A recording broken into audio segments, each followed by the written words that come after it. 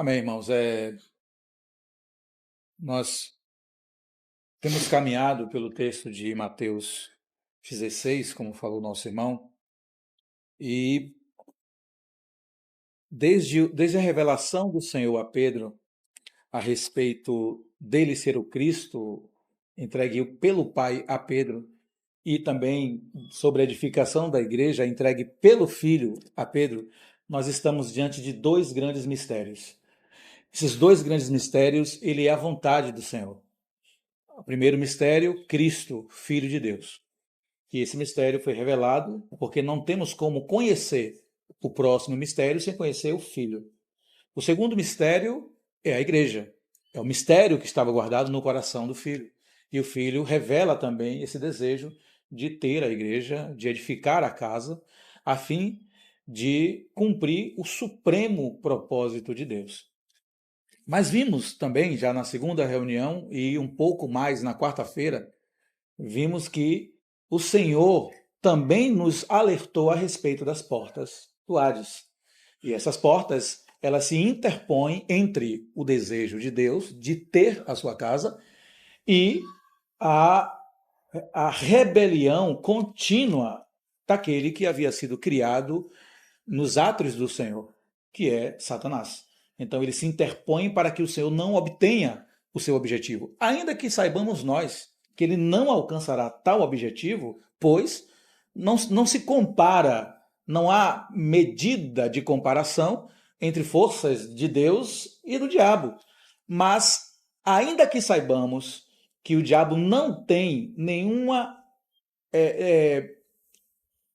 poder suficiente para frustrar os planos do Senhor, o inimigo tem poder para atuar quando nós não permitimos que o Senhor opere em nossos corações a cruz. E aí, neste ponto, eu gostaria de ler com os irmãos o finalzinho da questão das portas do Hades e entrarmos naquilo que é muito peculiar sobre Pedro, para percebermos por qual motivo o Senhor, imediatamente após a advertência de Pedro, ele cita a cruz. Então ele diz, né?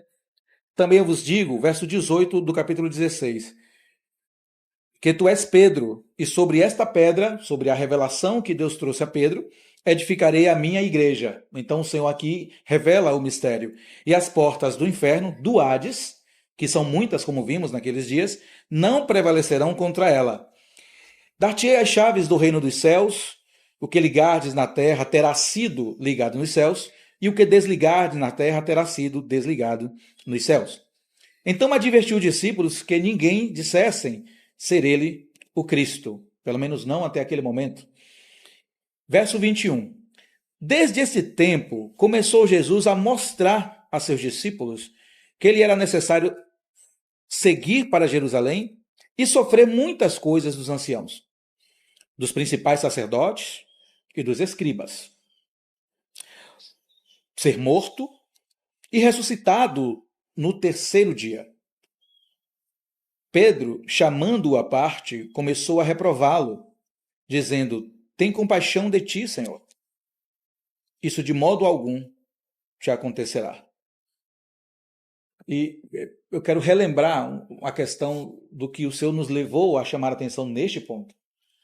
Às vezes, por não percebermos o intento do Senhor, nós achamos que algumas ações de dores elas são desnecessárias. Mas não é bem assim. As coisas ocorrem, às vezes nós não estamos vendo como o Senhor vê, porque nós não estamos tendo da parte do Senhor revelação completa do seu propósito, da sua vontade. Se o Senhor Jesus não padecesse em nosso lugar, nós não estaríamos nessa sala. Se o Senhor Jesus não fosse crucificado, nós não seríamos unidos em um só corpo. Se o Senhor Jesus não padecesse na cruz, não vertesse o seu sangue, até jorrar água, nós não teríamos a vida do Senhor em nós. Então, o olhar humano, ele impede que nós observemos e contemplemos toda a revelação que o Senhor tem para nos dar. Porque nós estamos olhando com os nossos olhos e não com os olhos do Espírito. E não com os olhos do coração que precisam ser iluminados pelo Senhor. Lembra? Eu oro para que os olhos do vosso coração, Os olhos do coração é a mente, irmãos. Nós precisamos entender o Senhor, mas esse entender o Senhor vem pela revelação do Espírito. Mas precisamos entender, não existe adoremos sem compreender, isso não existe. Não existe adoração sem revelação. Você imagina, por que nós adoramos o Senhor? Nós adoramos ao Senhor porque conhecemos o Senhor, percebe? Conhecer o Senhor é uma prerrogativa para adorá-lo. Eu não tenho como adorar o que eu não conheço. Eu só adoro o que eu conheço, eu só contemplo o que eu conheço. Eu só exalto o que eu conheço. Então eu preciso conhecer o Senhor para adorá-lo, mas eu preciso também conhecer o que Ele quer para cooperar com Ele. Amém. Aquilo que Ele deseja é a igreja. A sua manifestação como homem, abandonando toda a sua glória, foi para obter a igreja. Todo o seu sacrifício, toda a sua humilhação foi para obter a casa. E quando eu não vejo isso, a minha cooperação com o Senhor será inadequada. A minha cooperação do Senhor será limitada. Quando não inadequada, limitada. Na limitação, pensemos na seguinte questão: eu não me dedicarei o suficiente ao Senhor e por isso sou limitado na cooperação. Por outro lado, inadequado quando toco de forma inconveniente naquilo que eu não deveria tocar da parte do Senhor. De qualquer sorte, eu prejudico o andamento da obra de Deus. Eu prejudico dele obter aquilo que é propósito de seu coração. Não é somente desejo, não é somente vontade, é um propósito, aquilo que ele concebeu no conselho de sua vontade. Não foi somente o Pai que concebeu, não foi somente o Filho que o concebeu, não foi somente o Espírito que concebeu, mas no conselho da vontade. Essa palavra conselho que nós encontramos, inclusive, no texto de Efésios, é uma palavra que nos traz muita clareza como a Trindade opera, como ela trabalha entre si, com cooperação, conselho. Não se faz conselho de um homem só, né? Imagine, não é conselho de uma pessoa só. Um conselho, na verdade, seria o quê? Seria um monólogo, seria ele e ele mesmo. Mas é um conselho de vontade. Agora, observe que detalhe, é um conselho de uma vontade. A vontade do Pai, do Filho e do Espírito é uma. Unidos de mente. Paulo chega a dizer para nós, assim no texto de Filipenses, sejais unidos de mente. Irmãos, não há como eu e você sermos unidos de mente sem operar da cruz. Não há como eu e os irmãos sermos unidos de um só sentimento sem operar da cruz. Não há como termos uma só vontade sem operar da cruz. Mas aqui neste ponto, o Senhor fala para ele, e aqui vem o cogitar do coração. O Senhor tinha dito assim, depois que o Senhor falou sobre todas as esferas de sofrimento, o Senhor disse assim, e ao terceiro dia ressuscitarei. Será que Pedro entendeu o que o Senhor tinha dito? Ele ressuscitaria. Quando nós estamos na carne, quando nossos olhos estão fechados, nós só vemos aquilo que é a pior da situação que pode ocorrer. Ele se concentrou no padecimento de sofrimento do Senhor. Mas o Senhor tinha dito, a última palavra do Senhor foi, eu ressuscitarei ao terceiro dia. A morte não me tragará. Amém. Só que ele não estendeu o entendimento a este ponto. O Senhor estava dizendo assim, eu padecerei por tudo isso, mas a morte não terá sobre mim autoridade alguma. E eu voltarei para vocês. Então ele só viu uma parte. E o Senhor tinha acabado de falar para ele. Então o que é que ele faz? Ele diz, né? E Pedro, chamando à parte, começou a reprová-lo, dizendo, tem compaixão de ti, Senhor? E isso de modo algum te acontecerá. Mas Jesus, voltando-se, disse a Pedro, arreda, Satanás, porque não cogitas das coisas de Deus, e sim das dos homens. Quando eu cogitarei das coisas do Senhor? E o que seria cogitar das coisas do Senhor? Paulo, no texto de Colossenses, ele nos dá um ampassão e refresca a nossa memória sobre isso. Cogitar, pensai nas coisas lá do alto, onde Cristo vive. Pensai. Quando nós pensamos, elevamos o pensamento às coisas do alto, o Senhor então fala conosco. Porque o nosso intento é conhecê-lo. e conhecer sua vontade. Então, meu coração está posto no sentimento do Senhor, porque estou buscando nas coisas do alto. O que são as coisas do alto? Tudo aquilo que diz respeito ao Senhor. Todas essas coisas que dizem respeito a Ele são as coisas do alto. Nisso pensais. Se então eu penso nessas coisas, Deus está vendo que o meu coração é de busca. O meu coração é de encontrá-lo e com ele caminhar, como fez Enoque. E neste caminhar, o Senhor será conosco o quê? Companheiro. E ele quer isso, irmãos. Ele nos chamou para isso.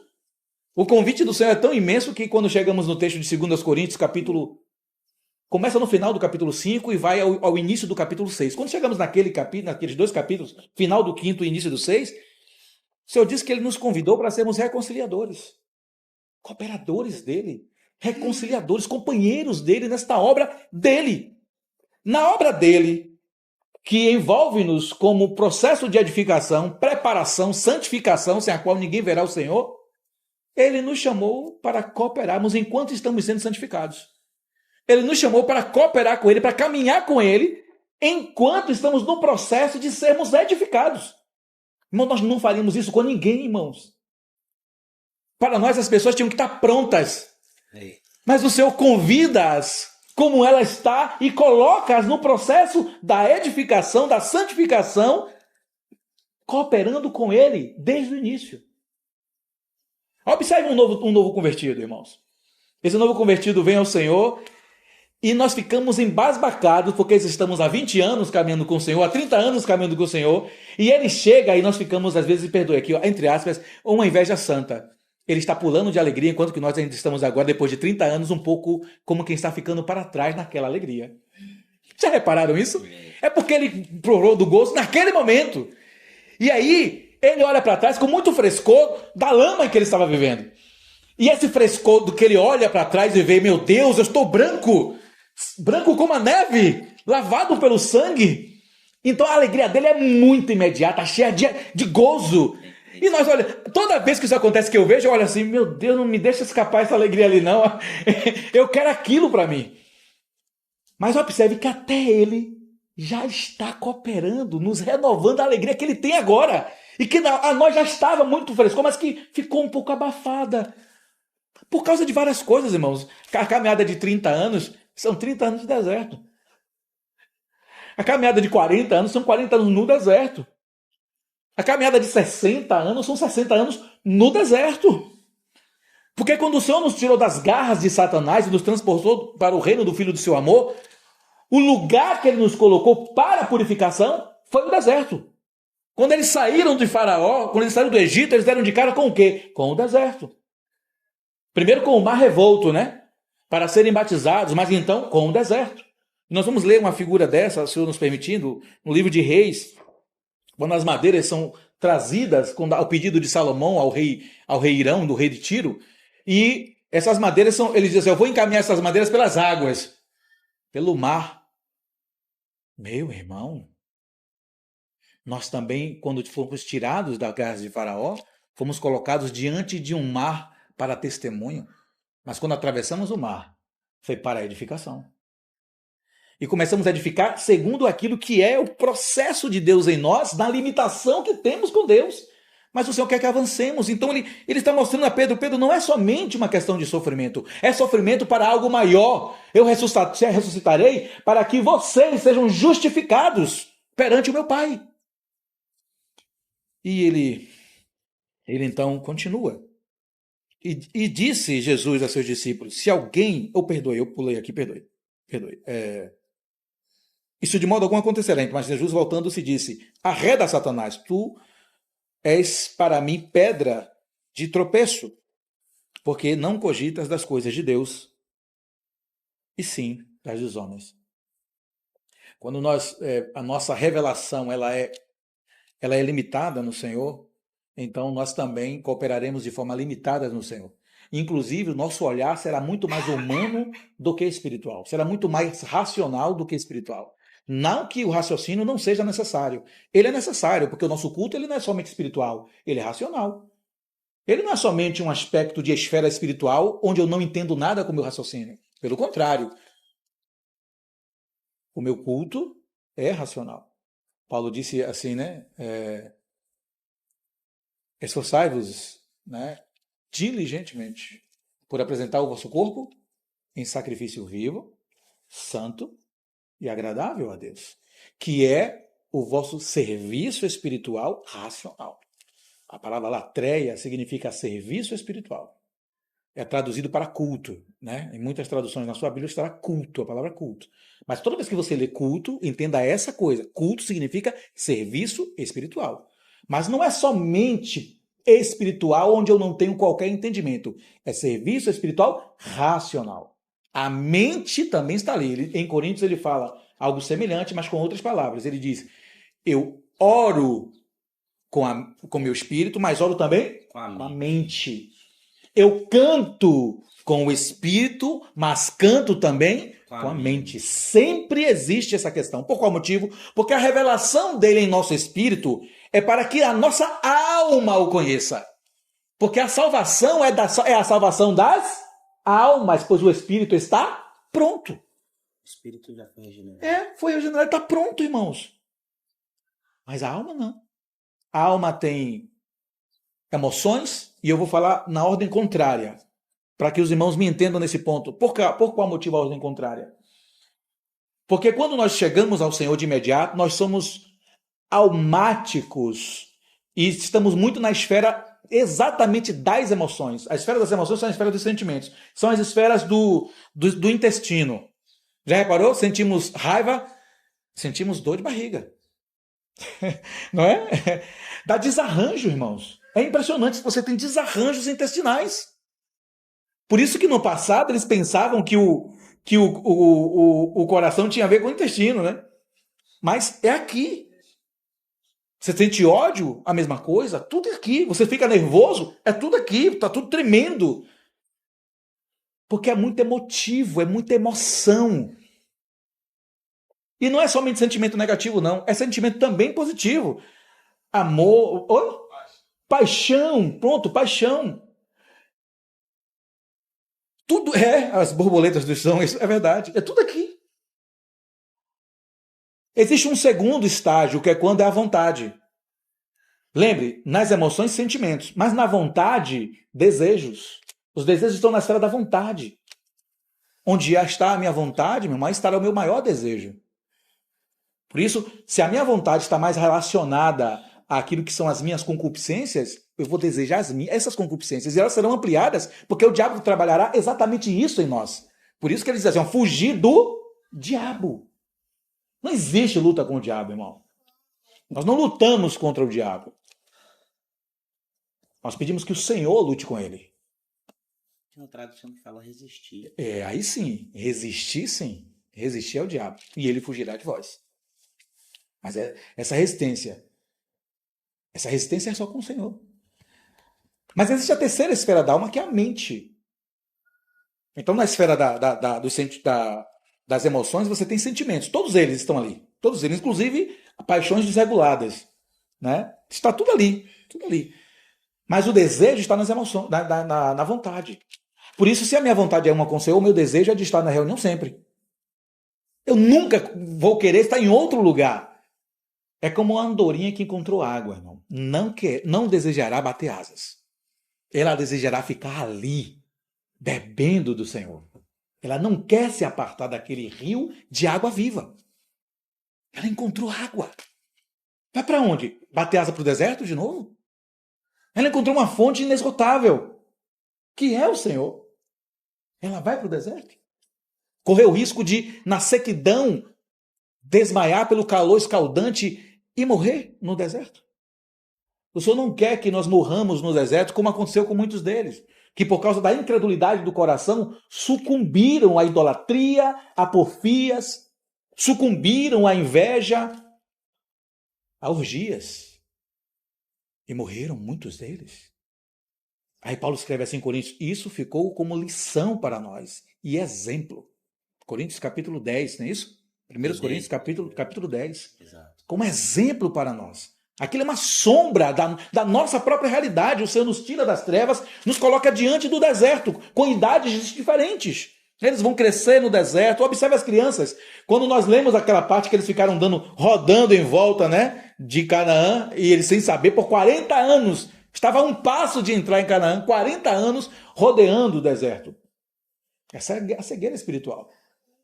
E rodeando, fazendo de tudo. E as crianças nasceram no deserto. Olha que coisa curiosa. Elas nasceram ali. E foram caminhando com os pais, e os pais não entraram em Canaã. Os pais morreram no deserto. E elas entraram. Lembra do Senhor Jesus, quando dizia, o que tenho eu contigo? Que aquele trabalhador estava questionando o Senhor. O Senhor combinou com Carlos 40 denários, e comigo, que estou desde de manhã, o Senhor combinou 20, não entendi. O que tenho eu contigo? Eu combinei com o Carlos 40, mas conversei 20. Você não aceitou os 20? Para trabalhar o dia todo? Ainda que eu tenha chamado o Carlos próximo da meia-noite, o que tenho eu contigo que está trabalhando desde as 6 da manhã? Irmãos, aquilo é muito indicador para nós. Nós precisamos olhar e perceber que como Deus pensa a respeito do nosso chamado é completamente diferente como nós chamamos. O Senhor chamou a Ricardo cedo da manhã, Ricardo aceitou os 20, mas era para Ricardo fazer o quê? Multiplicar os 20. Eu uni agora as duas parábolas. Mas quando ele chamou o Carlos já próximo da meia-noite, ele não chamou o Carlos no momento já de mau perigo? A meia-noite é o momento que os salteadores chegam. Então você faz o quê com o Carlos? Toma aqui 40, se equipe logo, que eu te chamei na hora da batalha, na hora mais escura da noite. E ele tem que multiplicar para 80. Eu que fui chamado cedo, tenho que multiplicar de 20 para 40, de 40 para 80. Mas eu não multipliquei, eu fui irresponsável. Olha como o Senhor, Ele está mostrando para nós essas questões. Nós não fomos colocados simplesmente em um oásis. Nos fomos colocados em um deserto onde o Senhor provê oásis de vez em quando para frescor. Mas aquele oásis vai secar e temos que continuar caminhando. Porque é ali que Ele nos purifica. É ali que Ele nos prova, nos conflitos. Olha quantos conflitos aconteceu ali no deserto entre eles, irmãos. Olha os conflitos que Moisés teve que suportar, que ele passou no deserto, a ponto dele não poder entrar. E esse é um dos aspectos assim que é muito voltado para a liderança, para os irmãos que foram chamados para os ministérios. Irmãos, se aqueles irmãos que foram chamados à liderança, foram chamados para os ministérios, não tomarem cuidado e não permitir que a cruz opere em seu coração, não reinará, ainda que a multidão provoque. Ele não pôde entrar em Canaã por causa da provocação da multidão, que levou ele a ter uma ação irresponsável.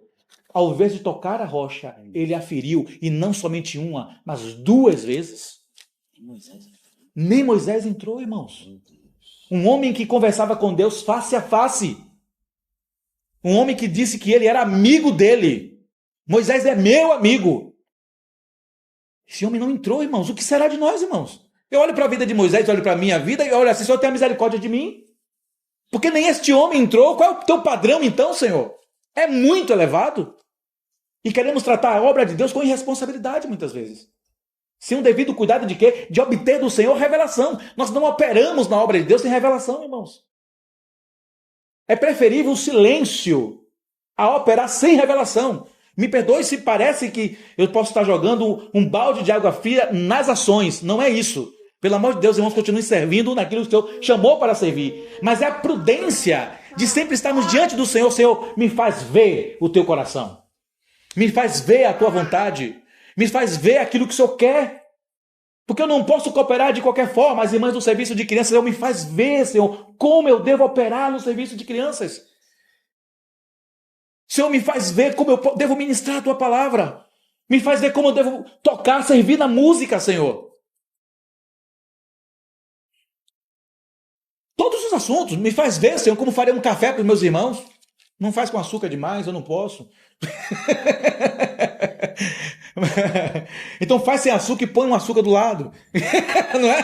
Para os que podem consumir açúcar, os que não podem. Eu estou dando um exemplo, irmãos, um exemplo prático, né? Porque até nessas coisas pequenas, senhor, como é que eu devo varrer o local de reunião?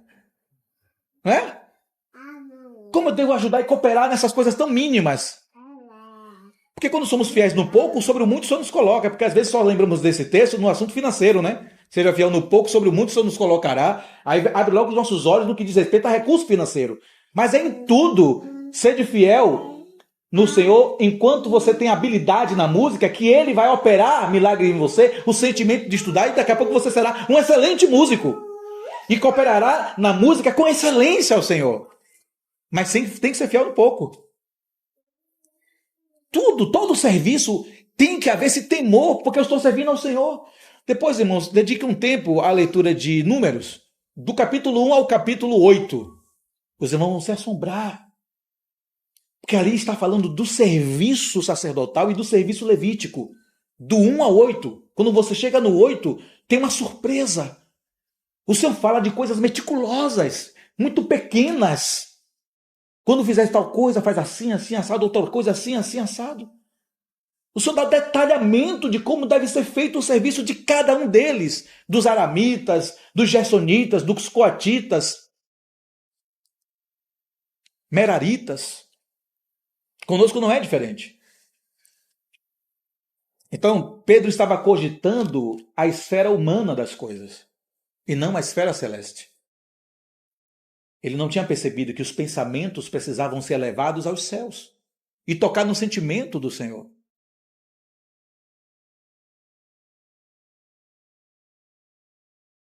Aí o Senhor, após dizer que ele cogita das coisas dos homens e por isso ele não percebeu o que o Senhor estava falando, esse é o mesmo homem que tinha acabado de receber uma imensa revelação. É o mesmo. Olha como nós somos, irmãos. Exato. Olha como nós somos. Nós recebemos uma revelação aqui agora. Mas por não ponderar sobre a revelação, nós agimos segundo o que é cogitado pelo homem natural. Porque nós não meditamos e não deixamos aquela revelação tomar-nos por completo. Como disse Paulo, eu não fui desobediente ao que eu vi. Eu vi o Senhor. E não fui desobediente. E quando nós lemos que ele viu, ele depois revela que ele passou um tempo aos pés do Senhor, retirado em um lugar. Que prazer, não? Mas sabe, devemos passar um tempo com o Senhor aos pés dos irmãos, porque está aos pés do Senhor, ouvindo a revelação do Senhor através da vida dos irmãos. Que o Senhor nos ensinará coisas a seu respeito, muito a seu respeito. E vamos crescendo, e a nossa visão que estava turva vai se ajustando, e começamos a ver como o Senhor vê, e então começamos a cooperar, cogitando das coisas de Deus e não das dos homens. As coisas dos homens, irmãos, é lamentar as dores que se passa.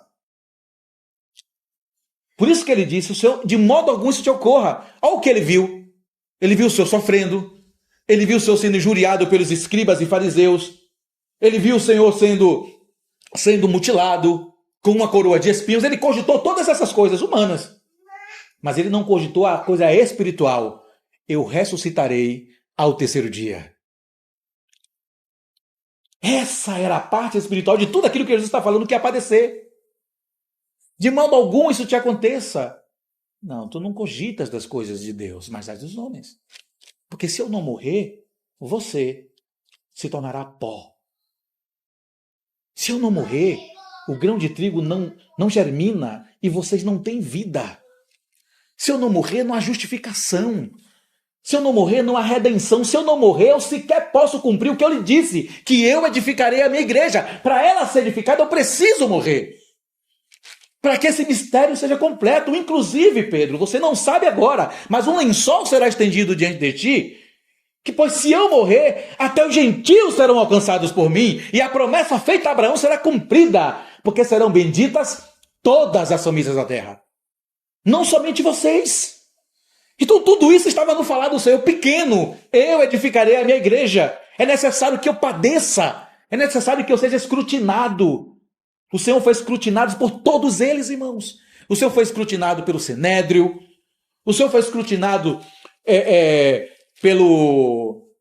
por Herodes. O Senhor foi escrutinado por Pilatos. As 3 esferas de governo daquele momento, o Senhor foi escrutinado. E por fim, para que não houvesse dúvida, ele foi escrutinado pelo povo, no final das contas. Quando Pilatos coloca ele diante do povo, Pilatos pede para que eles decidam entre o Senhor e Barrabás. Irmãos, perdoe aqui essa digressão. Não cedam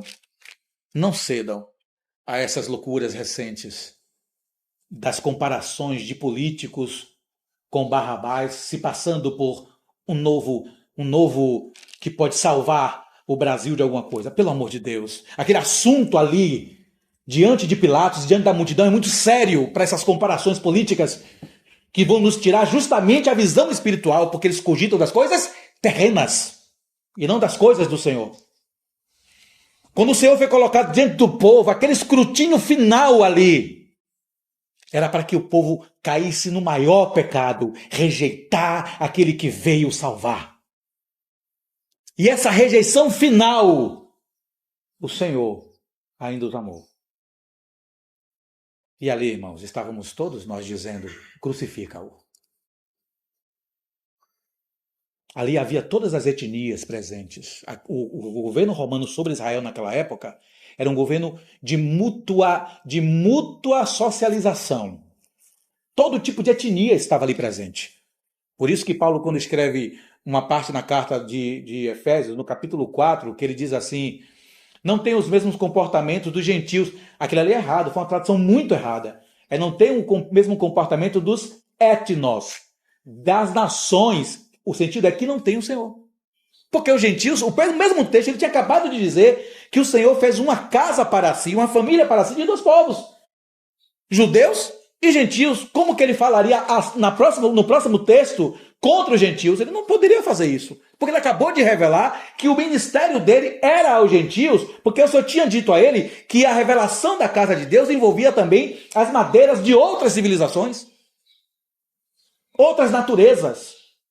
Não somente os judeus, mas os gregos. Não somente os gregos, mas os romanos também. Não somente os romanos, mas também os persas. Não somente os persas, mas também os babilônios. Não só os babilônios, mas os sumérios, os egípcios. Todas as civilizações seriam alcançadas pelo Senhor. Então ele não poderia se limitar àquilo naquele texto. Então foi uma péssima escolha de palavra na hora da tradução aquilo. Mas nós não podemos cogitar. Então o Senhor foi escrutinado ali, irmãos. E o pecado máximo foi depositado. Que é por isso que, inclusive, João escreve exatamente isso. Eu enviarei o Consolador, e ele vos convencerá do pecado. Esse pecado aqui não são as práticas de pecado, é o pecado de não receber o Senhor. Esse é o grande pecado. Se você não receber o Senhor, você não é justificado. Se não somos justificados, somos inimigos de Deus. E os inimigos de Deus beberão do cálice de sua ira. Mas aqueles que creram no Senhor não beberá do cálice, pois ele bebeu o cálice em nosso lugar. Passa de mim esse cálice, mas não se faça a minha vontade. E é este o ponto principal da cruz. Vontade. Não é a minha. Está relacionado à vontade. Como? Está relacionado à vontade. A vontade. A cruz é o aspecto de submissão da vontade ao Senhor. Então, irmãos, disse Jesus aos seus discípulos, se alguém quer vir após mim, por que isso está relacionado ao falar de Pedro, irmãos? Porque se eu não nego a mim mesmo, tudo o que eu farei será baseado em pura emoção, vontade humana e decisões racionais humanas.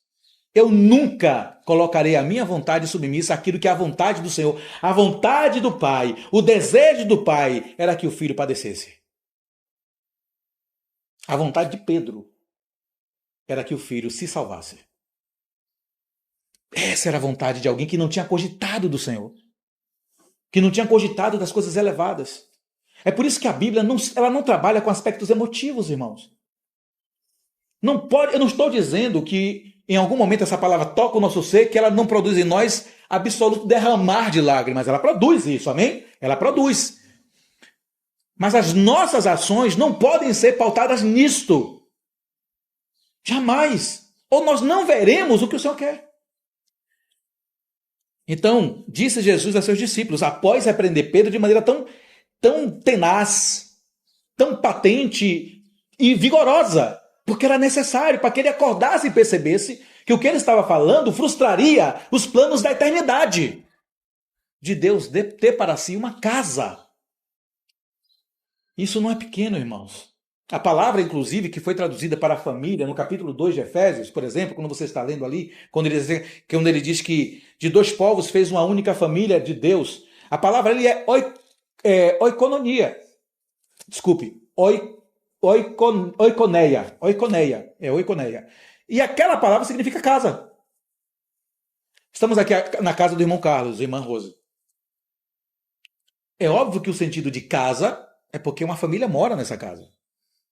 Mas, irmãos, não podemos desprezar o que o Senhor queria dizer com aquilo. A casa que ele queria. A casa onde ele reclina a cabeça. As aves dos céus têm seus ninhos. E as raposas, os seus covis. Mas o filho do homem não tem onde reclinar a cabeça. Esse reclinar a cabeça é um lugar, é uma casa. Eu vou reclinar a cabeça na rua? A minha família ficará na rua? Então ele precisa de uma casa. Uma casa espiritual não feita por mãos humanas.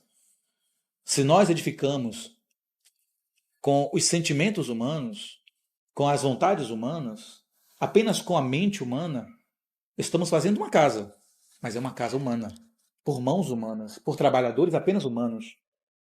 Mas quando ouvimos o Senhor, e nossa relação com ele cresce e nos permitimos que ele fale ao nosso coração, abrindo os olhos, né, iluminando os olhos do coração, então a nossa cooperação é diferente, porque vamos ver que a casa não pode ser por nossas mãos, mas pelas mãos dele. Então é como se nós colocássemos as nossas mãos somente no Espírito para que a nossa mão seja com a mão dele operada. Sabe? Eu estendo minha mão e a mão do Senhor está comigo, operando o serviço, apertando um parafuso, folgando um parafuso, às vezes foi arrochado demais. Né? Às vezes bateu-se o martelo com muita força, chega a cabeça do martelo, do prego entrou. Né? Mas não pode ser assim. É tudo segundo a maneira do Senhor, a forma do Senhor, não nossa. Se for nossa forma, é forma humana, mas se for do Senhor, é vida. É processo de crescimento orgânico do corpo.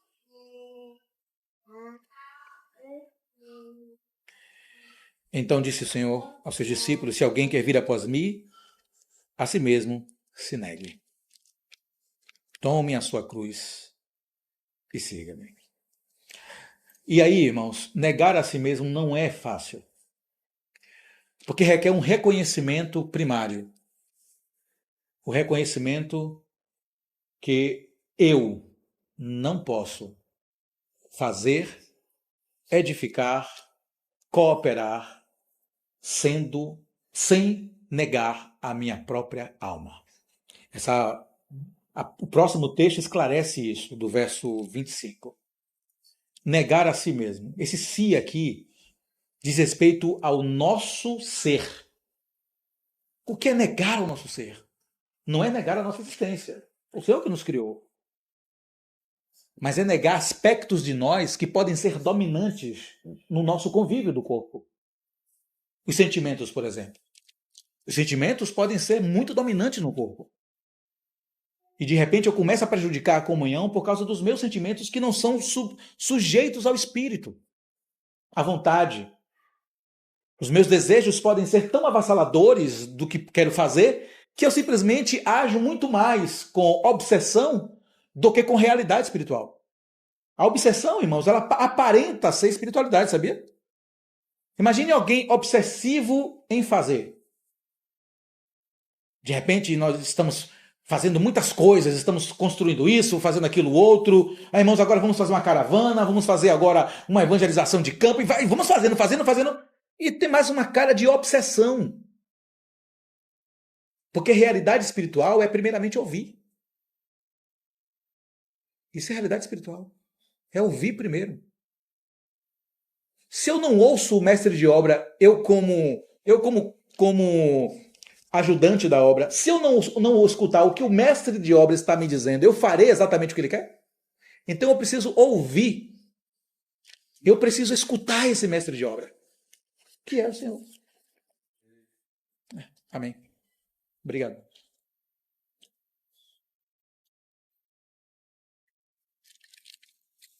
Ou tudo será errado.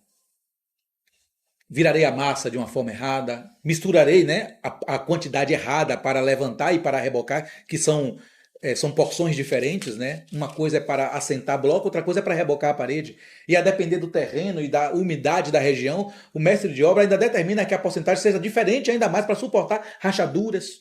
Então, são uma série de coisas, irmãos. Então, se eu não escuto o mestre de obra, eu estou fazendo de uma maneira inadequada.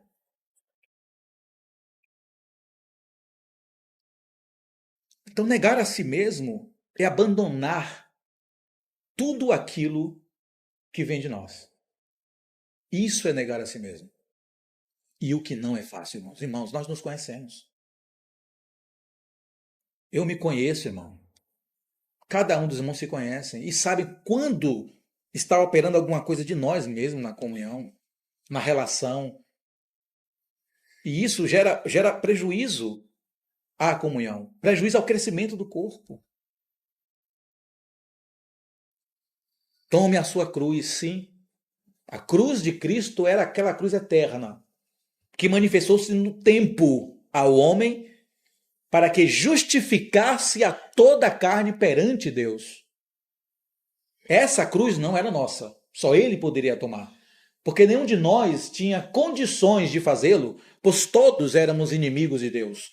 Todos estávamos entregues aos nossos próprios pecados. Todos estávamos debaixo da ira do Senhor. Aí diz Efésios 2, que éramos o quê? Por natureza.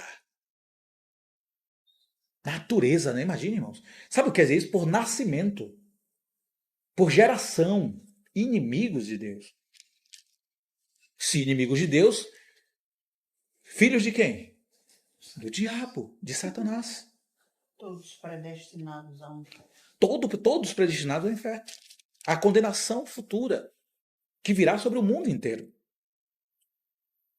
Mas aquela cruz nos salvou, nos reconciliou. E não vem de nós, é dom de Deus para que nós não nos gloriemos. Ela é do Senhor para nós, um presente. O próprio apóstolo diz, é um presente, um dom gratuito de Deus. Não há o que pagar, só uma coisa, graças a Deus por essa uma coisa, só diga sim ao Senhor. É só esta coisa que estava ali, dizer sim a Ele. Né? A pregação que ouvimos, então cedemos ao Senhor. Dissemos sim ao Senhor, sabe, irmãos? E existe uma sombra sobre isso na Antiga Aliança, quando lemos o texto de Êxodo.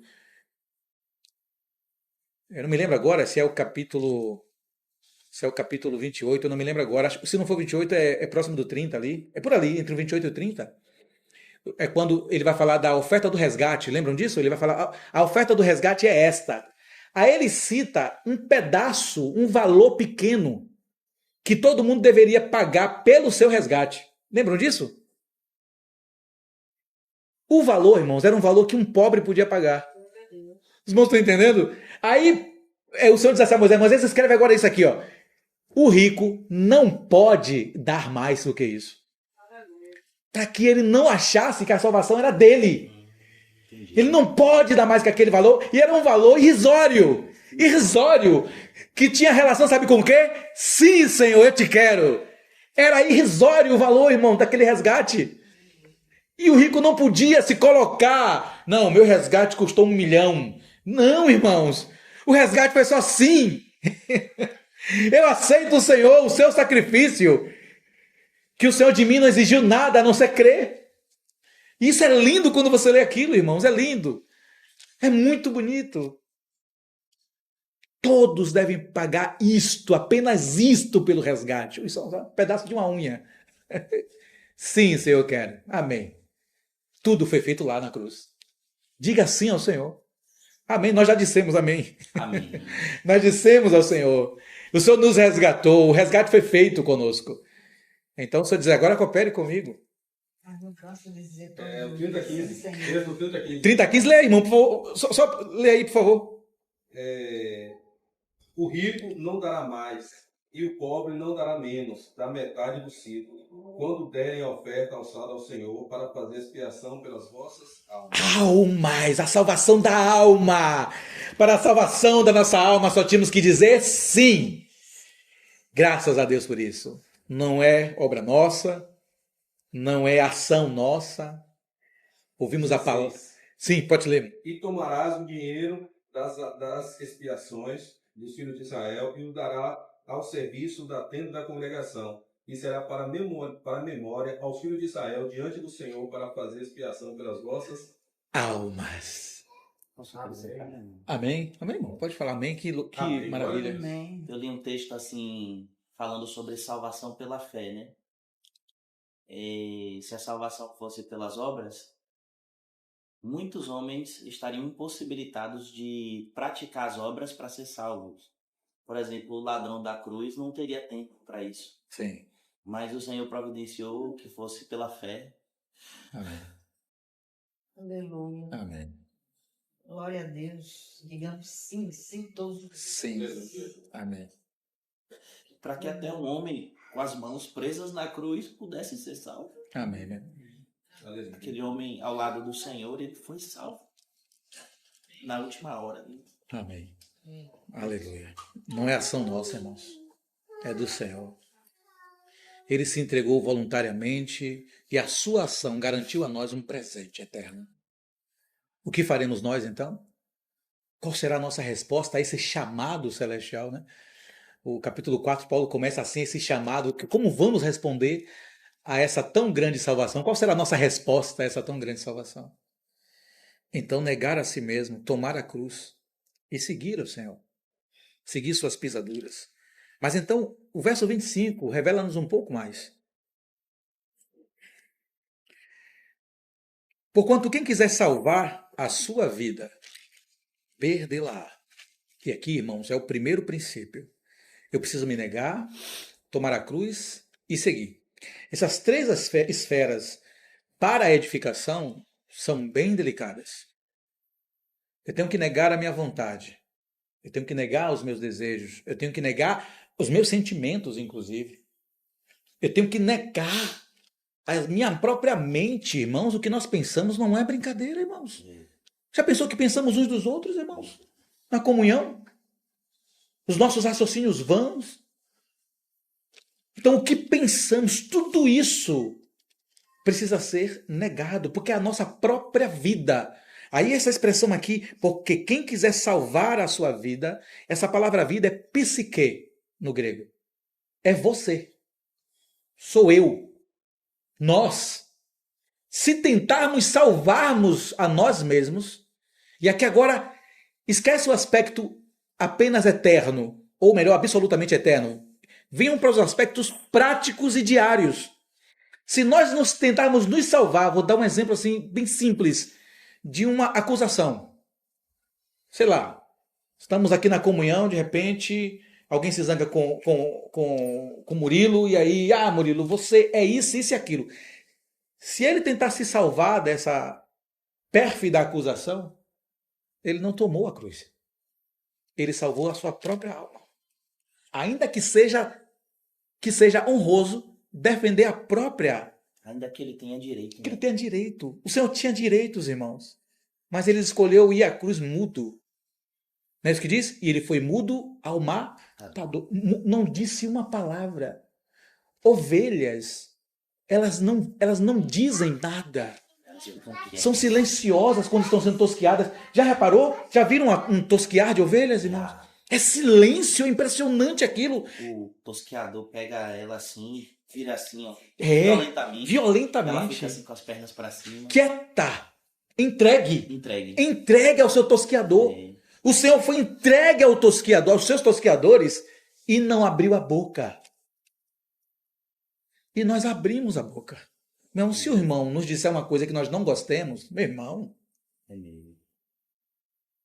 Já repararam como nós saímos em defesa própria imediatamente? Eu sou assim, irmãos. Senhor, me guarde disso.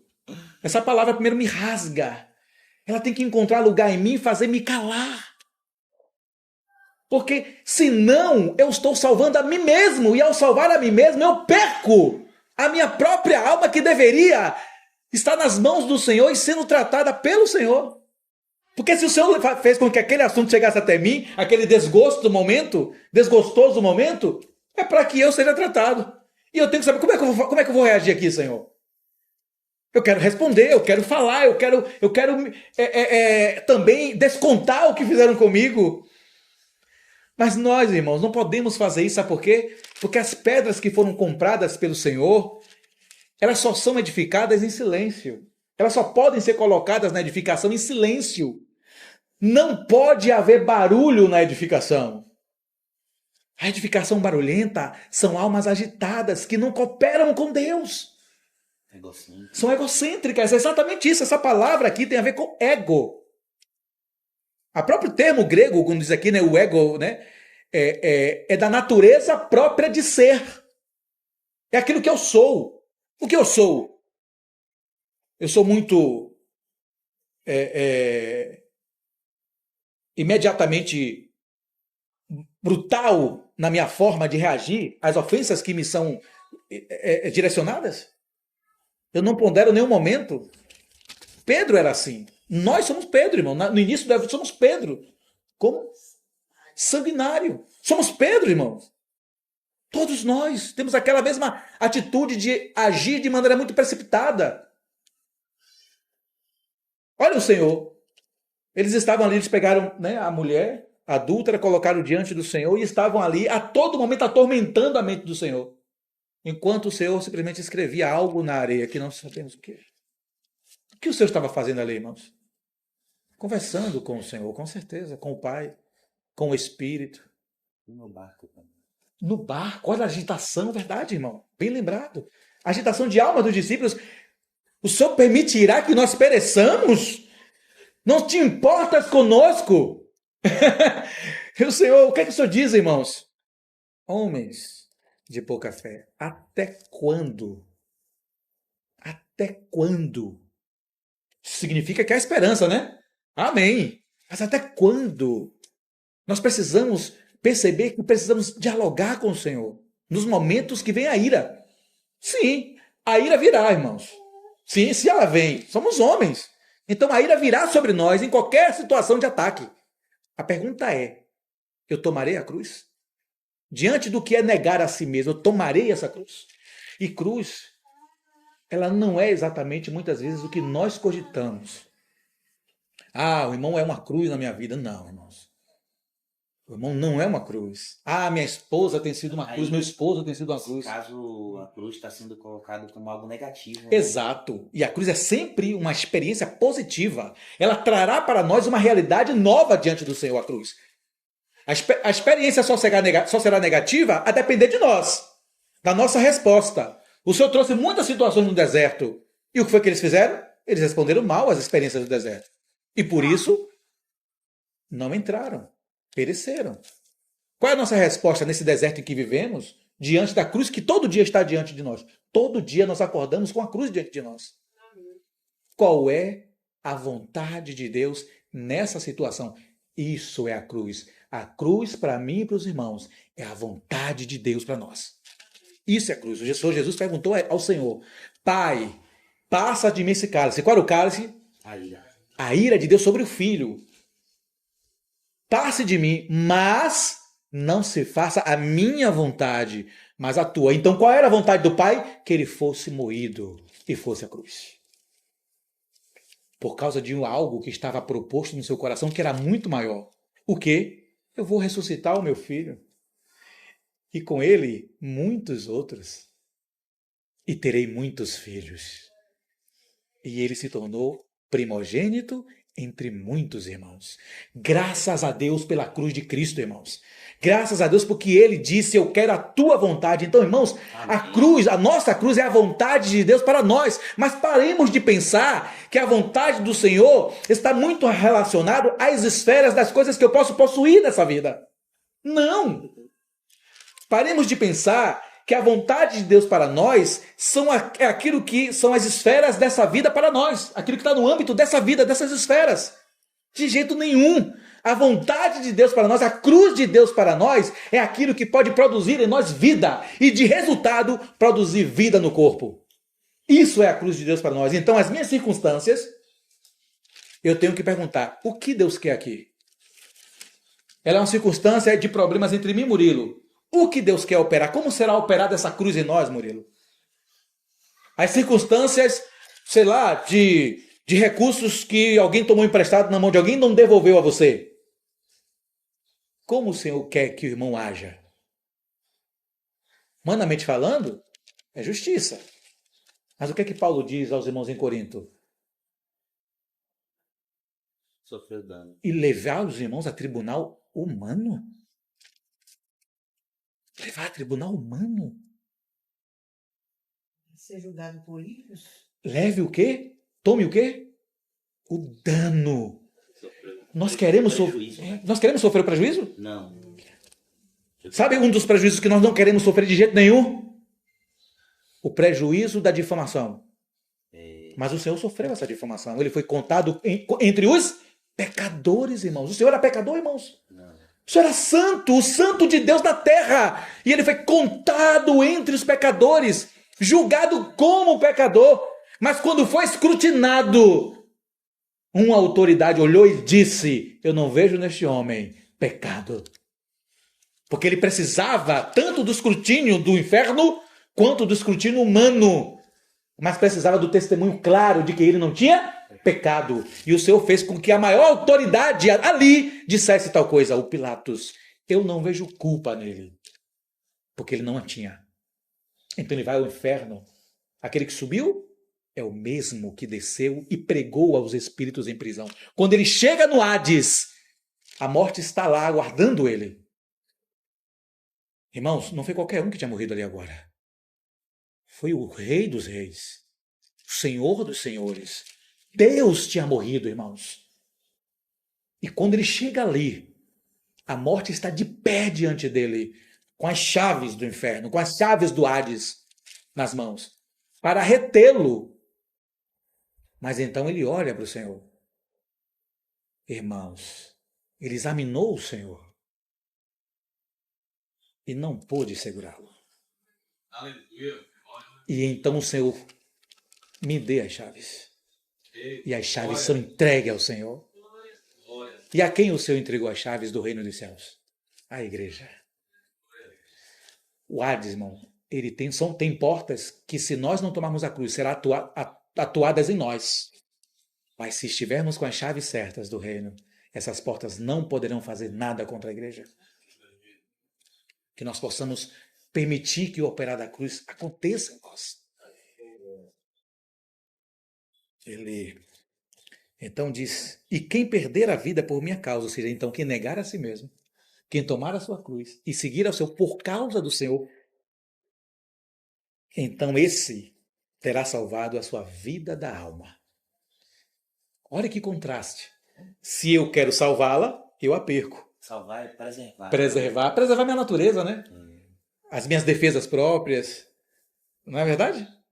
Mas se eu perder por amor do Senhor, por causa do Senhor, então é aí verdadeiramente que ela está sendo salva. Mas salva de uma maneira diferente, transformada. Né? Está acontecendo uma aparência com o Senhor, porque o Senhor, a cada dia que eu nego a mim mesmo, o Senhor, eu me moldo ao caráter do Senhor. E o Senhor se transforma em mim, o Senhor me transforma na aparência dele. Formados a cada dia a sua própria imagem. E isso é diário, por isso que a expressão que Paulo usou foi dia a dia, irmãos.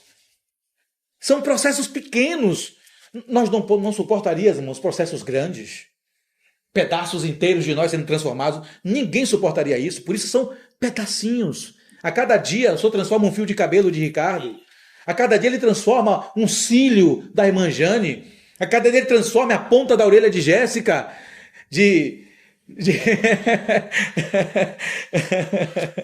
Da irmã Raquel, um pedaço da unha do pé, né? Aí chega no irmão Carlos, abre o dedinho do irmão Carlos, tira o calinho do dedinho do irmão Carlos, né? Ele vai transformando cada um de nós, João, o bigode, não, João, tira essa ponta aqui do bigode, não quero esse não. E ele vai transformando todos nós, irmãos, aos poucos, dia até. Graças a Deus por essa palavra. Até aquele dia. Quando estaremos prontos com ele. Eu gosto muito do pensamento de alguns irmãos que ele diz assim, olha, irmão, o Senhor nos toma sempre quando já estamos prontos. Essa é uma visão gloriosa, né? Se o Senhor nos tomar amanhã, irmãos, é porque o Senhor nos deixou ficar prontos. Nós estamos aqui hoje. Amém! Esse pensamento ele é animador, irmãos. Estamos aqui, né? É, Não morrermos não estando prontos, em dívida com o Senhor. Não é? Nós não queremos isso, não desejamos isso, mas é bom sermos levados, estando pronto. Então, esse irmão disse uma vez assim, irmãos, então eu creio que quando o Senhor nos toma ainda jovens, é porque o Senhor olhou o nosso futuro, ele vê todas as coisas, viu que nós poderíamos nos sair da presença dele e não retornar, então o Senhor nos toma por graça.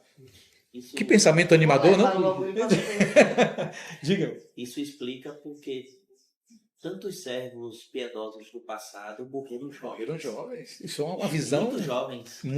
Muitos. Não foram poucos. É, Muitos morreram jovens. Na flor da idade. Quando ele atingiu a maturidade, só tomou. o Otmani morreu jovem. Morreu jovem. Para a idade que ele morreu jovem. David Brainerd morreu jovem. Vários irmãos morreram muito jovens, irmão. E o Senhor tomou para si. Se nós estamos ficando velhos e estamos, né, ficando aqui, ainda somos problemáticos no corpo, meu irmão. Oh, Senhor, tenha misericórdia de mim, né, de minha alma, da forma como eu sou no corpo. É verdade, Mas- cada qual aqui tem o seu grau de maturidade, um mais alto, outros menores, Isso. entendeu? E o Senhor vai trabalhando Vai nisso. trabalhando. É isso mesmo. Imagina o Atmandi, foi 20 anos, né, na cadeia. Isso. Deus amadureceu minha vida. É verdade. Deve ter sido. Não foi fácil. Uma cadeia comunista não era fácil naquela época, nem hoje. Nem E a hoje. gente aqui, com toda essa liberdade, ainda dificulta o trabalho de Deus, muitas vezes, a nossa vida. É verdade. Deus tem misericórdia de nós. É como se a falta da pressão não colocasse para nós aquilo que de fato Deus quer. Mas acho que uma pergunta que poderíamos fazer é: se eu não coopero com Deus com toda essa liberdade, será que eu cooperaria com Deus debaixo da pressão? Debaixo da pressão que sofrem os irmãos em vários países do mundo? É como se estivéssemos com tudo isso e não ligássemos para, neste momento, servir ao Senhor de maneira mais real, realista, querendo receber do Senhor.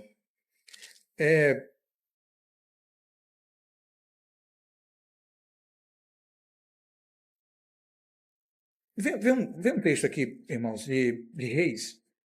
1 Reis. Eu acho que, por causa do tempo, eu tinha um texto para ler de Efésios, mas eu acho que Reis é mais importante aqui.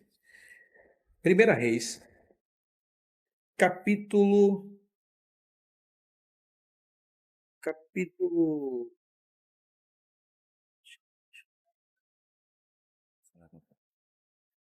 Amém. Capítulo 5. O capítulo 6, ele é o capítulo da edificação. Podem reparar, quando chega no capítulo 6, é dito, né, é falado sobre a edificação do templo. Lembrando esses três pilares da revelação sobre a edificação. Eu tenho primeiramente o tabernáculo como a primeira sombra da edificação, naquele momento. Eu tenho o templo como pilar também da edificação e tenho o retorno deles para Jerusalém como restauração do templo.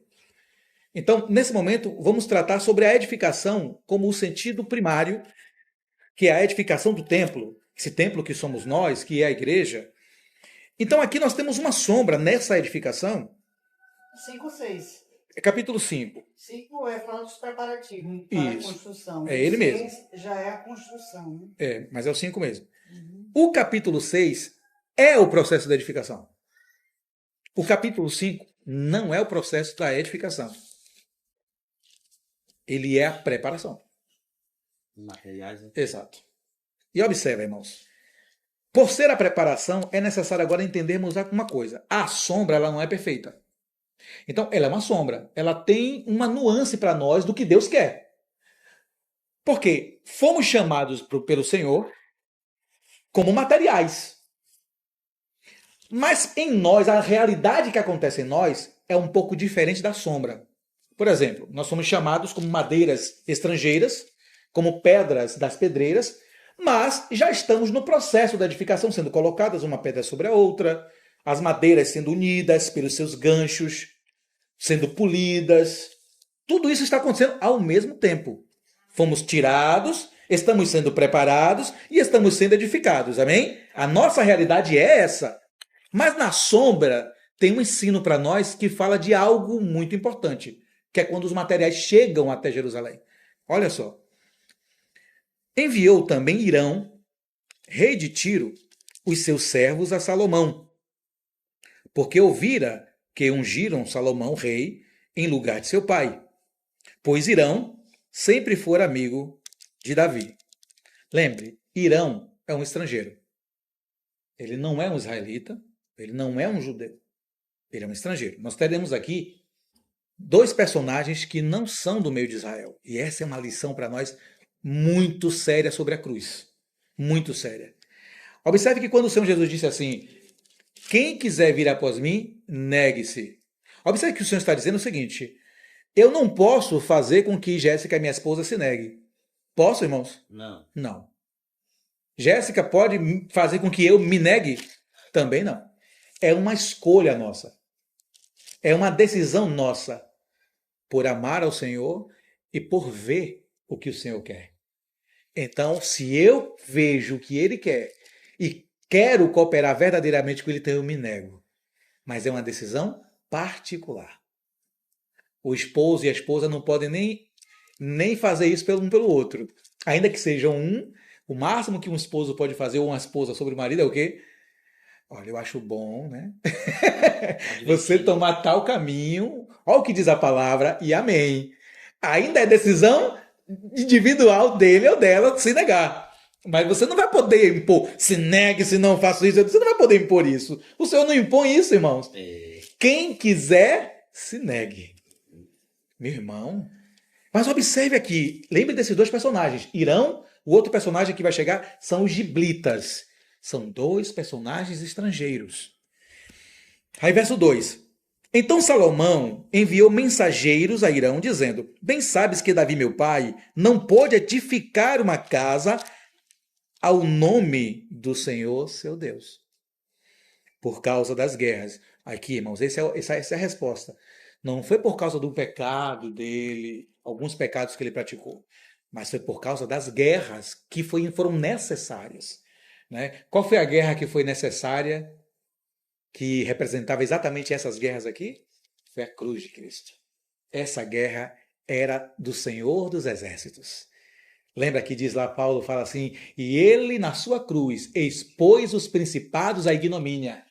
Quem expôs os principados à ignomínia? Davi também como general de guerra. Quem mais expôs os principados à ignomínia? Josué também como general de guerra. Josué e Davi são duas sombras do Senhor como general de guerra. Como um Senhor que vai à peleja por nós. Então o Senhor foi à peleja e foi à cruz. Ele venceu e aí Paulo expressa exatamente isso. Ele expôs a potestade, os principados, à ignomínia. A cruz de Cristo foi a sua grande batalha e a sua grande vitória. Amém? Amém. Então, Davi representa exatamente esse aspecto do Senhor. Mas a casa de Deus não pode se dar em quê? Em guerra, irmãos. Davi desejou, mas não pôde edificar. Porque o propósito de Deus em usá-lo como sombra era outro. Você me representa, tipo assim, né? Você me representa, Davi, como meu guerreiro. Ele era a espada do Senhor. Espada do Senhor. E Jesus é isso, né? O Senhor é isso. Mas, irmãos, olha o que ele diz. Por causa das guerras com que envolveram os seus inimigos, até que o Senhor os pôs debaixo dos seus pés. Não foi isso que Paulo diz em 2 Coríntios, a respeito do Senhor Jesus? Ainda falta uma última batalha, uma última, que é aquela que está sendo destinada a nós, que será ele contra a igreja. Lembra que ele vai perseguir o filho varão? Ainda falta esse detalhe final. Porém, a mim, o Senhor, meu Deus, me tem dado descanso de todos os lados. Salomão, então, não foi à guerra. Não há nem inimigo, nem adversidade alguma. Meus irmãos, nós temos inimigos no corpo de Cristo? Porque não pode haver inimigos no corpo de Cristo. Não pode, é o corpo. No corpo só pode haver paz. Somente paz. E ele tinha uma amizade com Irão, neste caso. Mas depois eu vou tocar nesse ponto. Pelo que intento edificar. Observe, como ele encontrou paz, olha o que ele diz, eu intento edificar. Uma casa ao nome do Senhor. Não esqueça, viu, irmãos? Às vezes nós falamos assim, né? A casa de Deus, a igreja de Deus, mas essa expressão específica, uma casa ao nome do Senhor, ela nos traz um outro ensino. Lembra quando o Senhor, em Apocalipse, nas cartas, ele diz assim, porque nele escreverei o meu nome. A casa do Senhor, que sois nós, tem o nome dele. Quando o povo na rua olha para nós, ele vê que nome em nós. Meu irmão, se ele vê Ricardo, é um problema. Ele tem que ver o nome do Senhor. Vai o Senhor ali. Foi gravado em seu corpo. E aí ele diz, pelo que intenta edificar uma casa ao nome do Senhor, meu Deus, como falou o Senhor a Davi, meu pai, dizendo, teu filho, que porei em teu lugar no teu trono, esse edificará uma casa ao meu nome. Não quero entrar nesse pormenor, acho que eu já mencionei este ponto em outro momento. Mas lembrem, Salomão imediatamente é o cumprimento da profecia. Mas a profecia, o seu cumprimento final era Salomão? Não, era Cristo. Cristo era a profecia final. O estopim dessa revelação. Salomão, ele era aquilo que era imediato. A sombra imediata tinha que se manifestar para o futuro, a realidade se manifestar. Então Salomão sentou no trono que era de Davi. Mas ele não permanece nesse trono. Ele morre como todo homem. Chega ao seu fim como todo homem. Ele dormirá ao pó da terra como todo homem. Mas aquele a quem foi profetizado e ele se sentará no trono e seu trono será para... Esse é Cristo. O Salomão de Deus. A paz de Deus. Lembra que ele disse que ele é o quê? O príncipe da paz. Salomão era esse principado de paz para aquele momento imediato. Mas o príncipe da paz eterna era o Senhor. Eu dou a minha paz vos dou, não a dou como o mundo a dá. É paz eterna, irmãos. Para sempre, reconciliados com Deus, encontramos paz. Então, ele continua. Edificava-se a casa... poxa, pulou aqui, perdão, foi o vento. Da ordem, pois, que do Líbano me cortem cedros. Os meus servos estarão com os teus servos, e eu te pagarei o salário deste segundo determinares, porque bem sabes que entre o meu povo não há quem saiba cortar madeira como os sidônios. E aqui, irmãos, eu preciso pausar com os irmãos. Irão não é um homem de Deus. Irão é um rei estrangeiro, o rei de Tiro. E quem conhece o texto de Zacarias sabe disso, que sobre o rei de Tiro tinha entidades, que sobre o rei de vários povos havia um principado. E um dos principados é o próprio Satanás. Irmãos, quando lemos esse texto, olha o que ele está dizendo, que os trabalhadores dele trabalharão com os trabalhadores de Irão para cortar as madeiras, para pegar as pedras na pedreira. O que o Senhor está tentando nos dizer aqui, irmãos? Irmãos, muitas vezes, quando nós estamos na comunhão e na caminhada com o Senhor, e o Senhor está nos falando a palavra da verdade, nos abrindo os olhos na edificação, e nós continuamos a realizar alguma coisa que não procede do Senhor para a edificação, o Senhor precisa então fazer o quê? nos fazer operar a cruz para uma mudança em nossas vidas. Quando nós não tomamos a cruz voluntariamente, então o Senhor age através de Irão. O Senhor age através de estrangeiros para nos cortar, para agir sobre nós, para polir o que nós não estamos permitindo que seja polido em nós. Essa é a representatividade de Irão. Me perdoe dar um exemplo mais profundo aqui sobre uma pessoa e sobre nossas vidas. Essa pessoa é Jó. Quem foi Irão na vida de Jó? Satanás. O próprio Satanás. Satanás chega nos céus e pergunta ao Senhor. Melhor, ele chega nos céus e o Senhor olha para ele. Olha, Satanás, por onde esteves? Eu vim de rodear a terra e passear por ela. Então, ele não é desocupado. A ocupação dele é tentar encontrar nos filhos de Deus uma brecha para atuar como porta do inferno contra a edificação da igreja. E o Senhor diz, viste meu servo Jó? É como se ele dissesse assim, viste meu servo Jó enquanto passeavas, fazia suas rondas? E ele vi. Interessante, Jó. Satanás nutre interesse por nós, irmãos, principalmente se a nossa vida está em cooperação correta com Deus. Ele nutre interesse para atrapalhar a obra da edificação. Satanás Considera o servo que Deus usa. Exatamente, irmão. Boa lembrança. Satanás considera. Então ele vai rodear para atrapalhar essa obra que está sendo feita através da vida dos servos de Deus. Ainda que seja algo pequeno, irmão. Não precisa ser algo grandioso, não. Porque é no pequeno que o muito é alcançado. É uma pedrinha sendo colocada sobre outra, sobre outra, sobre outra. Então ele quer atrapalhar aquilo que é mínimo para ver se alcança algo maior. Então, os irmãos conhecem a história de Jó. Deus faz o quê, irmãos? Deus dá permissão. Não confundamos, irmãos. Se não tomarmos nossa cruz, o Senhor dará permissão para sermos peneirados. Foi isso que aconteceu com Pedro. O irmão Carlos até falou outro dia sobre esse assunto na reunião. Seremos peneirados, irmãos. Mas o Senhor estará conosco. Porque o Senhor nos quer, mas Ele nos quer transformados e precisa peneirar. Então o Senhor peneirou Jó. Ao final da peneira de Jó, Jó cooperou ainda mais com o Senhor. Estou resumindo esse ponto. Não foi o que aconteceu?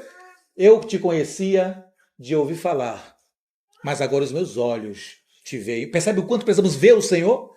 O quanto precisamos enxergar o que o Senhor quer, irmãos? Se enxergarmos o que Ele quer, nós não teremos necessidade de sermos peneirados. Mas quando nós não enxergamos, ou quando enxergamos e somos desobedientes à visão celeste, porque podemos ser desobedientes, Pedro foi desobediente à visão celestial. E não foi uma vez só. Não foi uma vez só. E somos, como eu disse, somos muitas vezes Pedro. Quando o Senhor estende o lençol para ele, o que vês, Pedro? Senhor, afasta de mim. O que Pedro estava dizendo ao Senhor ali, sabe o que era? Afasta os gentios de mim. Afasta Simone de mim. Era isso que ele estava dizendo quando ele não tinha compreendido direito aquela visão.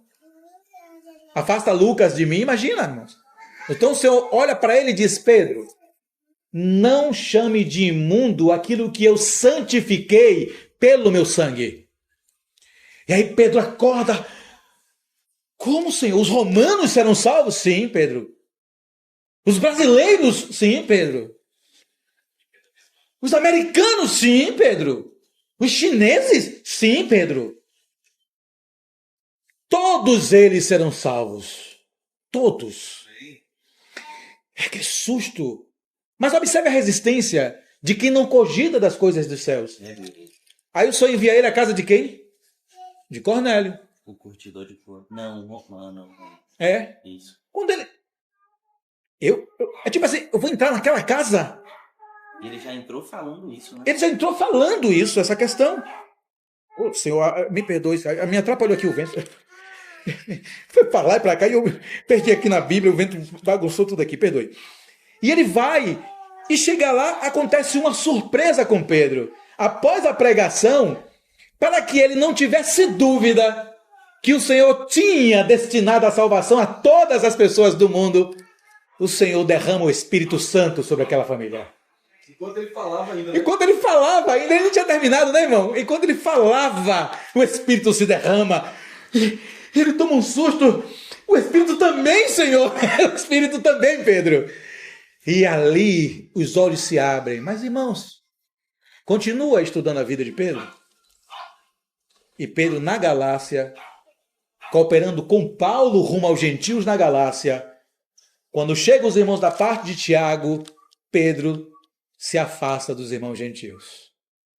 E Paulo é forçado a repreendê-lo daquela situação.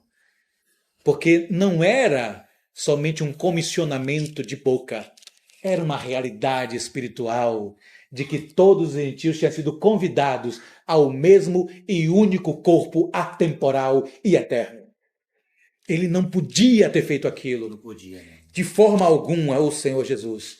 E não terminamos o texto, mas 2 minutinhos para encerrar, 2 minutinhos, irmãos. Então aqui você vê ele dizendo da cooperação com Irão, um estrangeiro. Meus irmãos, se nós não tomamos nossa cruz diária, se nós não negamos a nós mesmos para a tomada desta cruz, e se nós, irmãos, não seguimos ao Senhor por onde quer que Ele vá, o Senhor levantará um Irão, um estrangeiro, para nos podar. Irmãos, é melhor cair na mão dos deuses vivos do que na mão dos homens. É melhor o Senhor nos tratar do que Irão nos tratar. Davi escolheu isso. Davi escolheu isso, exatamente, irmão. Que o Senhor possa operar isso em nós, irmãos. Amém. Que nós possamos olhar para o Senhor e dizer, Senhor, não me deixa não negar a mim mesmo. Não me deixa não tomar a minha cruz diária. Não me deixa não seguir os teus passos. Quais foram os passos do Senhor até a cruz, irmãos? Os irmãos lembram? Senhor, não atribua a eles pecado. Às vezes os irmãos fazem um mal a nós queremos, Senhor, derrama fogo do céu contra ele. Não é? O irmão faz isso aqui contra nós, isso aqui. Ó Senhor, desce uma labareda de fogo que o consuma para sempre. Fazemos orações poderosas, irmãos, poderosas. É sério, irmãos. Orar para Deus apertar. Senhor, faz com que ele sinta, né? Quebra o negócio dele, irmãos. Passar a prova. Faz ele passar pela prova, porque o Senhor sabe que eu sou santo, Senhor. Imagine, irmão. Com ele, Senhor. Trata com ele, Senhor. E o Senhor trouxe aquela situação para tratar com a gente. E nós, o Senhor trata com ele, Senhor. E o Senhor de cara, ele não entendeu nada. Não, Senhor Jesus. Era para ele. Se ele não quiser ser tratado, o Senhor leve. Imagine essa Mata oração. meu marido. Irmãos, são orações loucas, irmãos, sem nenhum tipo de ponderação no Espírito. Porque não compreendemos, não cogitamos das coisas dos céus. Cogitamos das coisas terrenas. Imagina, irmãos. O que o Senhor espera de nós é que nós tomemos aquilo que acontece, negamos essa cruz, negamos esse... Em vez de negar a nós mesmos, negamos essa cruz que o Senhor providenciou. Não seguimos os passos de silêncio do Senhor até o Calvário. E o que é que ocorre? O Senhor, então, peraí, meu filho. Eu vou colocar um Irão na sua vida. Ele é rei de Tiro. E você não vai gostar do que Irão fará.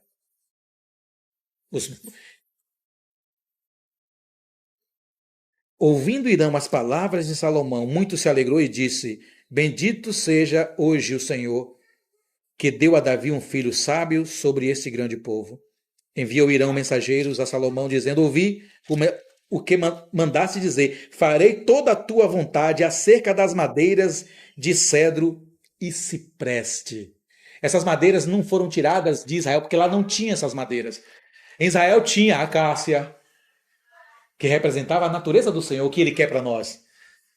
Mas não tinha a nossa natureza, não tinha a natureza de Ricardo, não tinha cipreste, não tinha a natureza dos irmãos, né? Não tinha estas madeiras específicas para a construção do templo. Então o que é que o Senhor faz? Vai lá em um mundo exterior e busca as madeiras. Era a nossa entrada, graças a Deus por isso. Glória a Deus por isso, por Ele buscar-nos. Nós somos essas madeiras. Somos essas madeiras. De longe, com características diferentes. Depois estuda essas madeiras, irmãos. Muito tortas elas. Mas o Senhor aplainou todas. Totalmente tortas. Madeiras tortas poderiam entrar no templo? Não. Mas o Senhor aplainou elas, irmãos. Aplainados pelos trabalhadores de Salomão e pelos trabalhadores de Irão. Por quais trabalhadores seremos aplainados? Eita, Jesus. Por quais trabalhadores seremos lixados?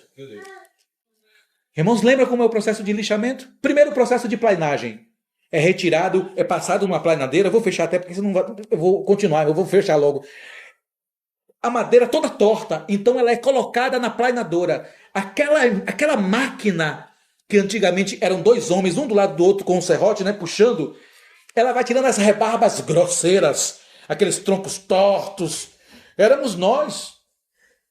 Chegamos no Senhor assim, irmãos, todo mundo torto. Ninguém era retinho não, irmão, madeiras horríveis. Só que o Senhor vai tirando, aí vai aplainando, vai aplainando. Quando ela fica aplainada, sem nenhum pitombo, ainda tem, sabe o quê? Fiapos, nós. Os fiapos nos ferem. Quem já ficou com farpas de madeira no dedo? Ô, irmãos, às vezes nós encostamos em uns irmãos, ficamos cheios de fiapos em nós. Né? Imagine, eu vou corrigir Darlan. Darlan, peraí, Ricardo. E aí, meu irmão, quando eu saio de perto da Darlan, eu tô cheio de espinho em mim, cheio de fiapo em mim, irmãos. Aí sabe o que o senhor faz? Darlan, estou te mandando uns lixadores. Queres o lixador de Salomão ou de Irão? Ninguém aplaina madeira tão bem como eles. Tão bem como os de Irão. Porque os de Irão não têm piedade, irmãos. Eles vão passar a lixadeira mesmo. Os de Salomão é em paz, é com mais delicadeza. Como?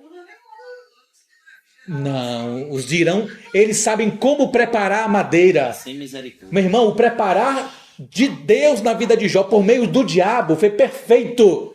O diabo foi usado como instrumento para que Jó pudesse reinar. Às vezes nós clamamos, Senhor, eu quero reinar contigo, mas esquecemos de um detalhe. Ele trará a nós a cruz assim que deixarmos de orar sobre isso. Assim que levantarmos nossos joelhos, o Senhor dirá, amém, meu filho, era isso que eu esperava de ti, e encaminhará exatamente os lixadores para a nossa vida. E as madeiras serão lixadas, até que elas estejam sem um fiapo para serem encaixadas na parede do templo. Amém. Jesus é o Senhor, depois continuamos esse assunto, amém. Jesus é o Senhor, meus irmãos, amém. Vamos orar ao Senhor, né? Amém, amém. Senhor Jesus, obrigado, Senhor, porque o Senhor falasse ao nosso coração. O nosso coração é rebelde por causa de nós mesmos. Senhor, muitas vezes, quantas vezes eu me levantei contra os irmãos que queriam apenas ajudar e lixar a minha vida. Ora, aplainar-me para ser colocado e encaixado no teu templo. Senhor, nos dá clareza, me dá clareza, Senhor. Dá clareza aos meus irmãos, do processo de edificação através da tua cruz, a fim de que nós, ao invés de nos debatermos, possamos, Senhor, morrermos, possamos, Senhor, ao negar a nós mesmos, operar em nós o processo de cruz, morrer e então podemos seguir os teus passos. Amém. Passos silenciosos até o matadouro. Seja conosco, com cada um dos irmãos. Obrigado por tua palavra. Oramos em nome do Senhor Jesus e glorificamos o teu precioso nome. Amém.